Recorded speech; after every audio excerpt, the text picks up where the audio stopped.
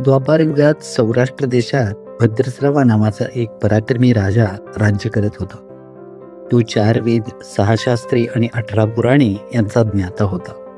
त्याची राणी सुरचंद्रिका अत्यंत देखणी आणि सुलक्षणी होती. त्यांना 7 पुत्र आणि त्यानंतर झालेली श्यामबाला नावाची एक कन्या होती. एकदा महालक्ष्मीच्या मनात आले की राजाच्या राजवाड्यात राहावे. राजा समृद्ध झाला तर तो प्रजेला अधिक सुख देईल, परंतु गरिबाकडे राहिले तर तो ती संपत्ती फक्त स्वतःसाठीच खर्च करेल. या विचाराने महालक्ष्मीने एका वृद्ध ब्राह्मण स्त्रीचे रूप घेतले. काठी टेकत टेकत ती राणीच्या महालासमोर येऊन उभी राहिली. तिला पाहताच एक दासी पुढे आली आणि तिने तिची विचारपूस केली. तेव्हा वृद्ध रूपात आलेल्या महालक्ष्मी म्हणाली, बाळा, माझे नाव कमला आणि माझ्या पतीचे नाव भूमेश. आम्ही द्वारकेला राहतो. तुमची राणी पूर्वजन्मी एका वैश्याची पत्नी होती. तो वैश्य दरिद्री होता. त्याचे रोज भांडण होई. पती रोज मारझोड करी. शेवटी कंटाळून ती घर सोडून वनात भटकू लागली. तिची दया आल्यामुळे मी तिला श्री महालक्ष्मी व्रताची माहिती दिली. तिने ते व्रत केल्यामुळे तिला वैभव प्राप्त झाले.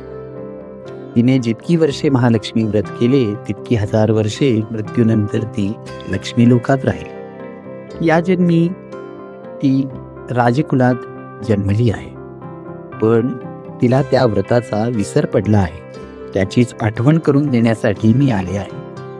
दासीने कुतूहलाने त्या व्रताची माहिती विचारली. महालक्ष्मीने तिला पूजाविधी सांगितला. दासीने नमस्कार करून राणीला निरोप देण्यासाठी अंतःपुरात धाव घेतली.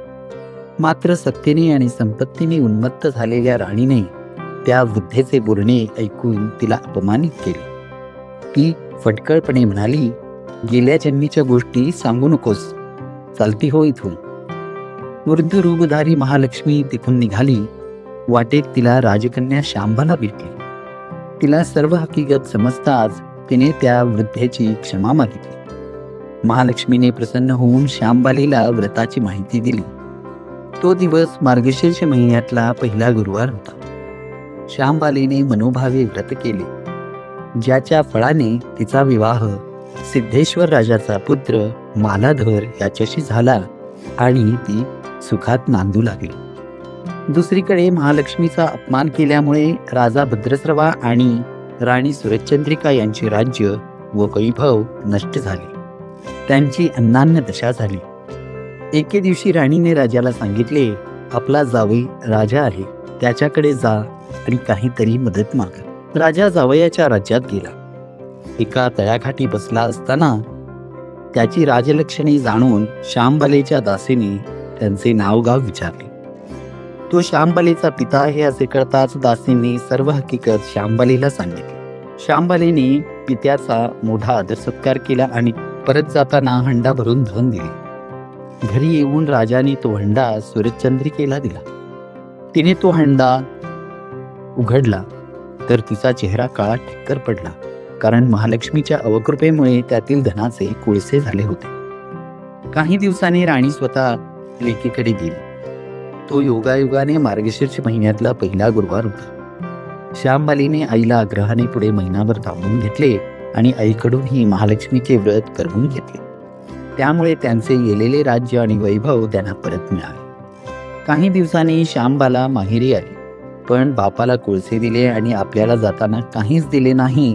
या रागामुळे राणीने तिचे स्वागत केले नाही. श्यामबाला तिथून निघाली, पण निघताना तिने माहेरहून एक वस्तू एका पुढीत बांधून घेतली. सासरी आल्यावर पतीने विचारले, माहेरहून काय आणलेस? श्यामबाला म्हणाली, राज्याचे सार आणले आहे. पती बुचकळ्यात पडला. ती म्हणाली, आधी जेवायला बसा, मग सांगते. श्यामबालेने त्या दिवशी जेवण पूर्णपणे आळणी करायला सांगितले होते. नवऱ्याला जेवण बेचव लागले. मग तिने माहेरहून आणलेली ती वस्तू सर्व पदार्थात घालताच जेवण रुचकर बनले. मग मालाधर म्हणाला, म्हणजे तू मीठ आणलंस माहेरहून? श्यामबाला म्हणाली, हो. बघा, मिठा वाचून अडलं की नाही तुमचं? हे मीठच आमच्या देशाचे खरे सार आणि संपत्ती आहे. तिचे ते चातुर्य पूर्ण बोलणे ऐकून मालाधर कौतुकाने हसू लागला.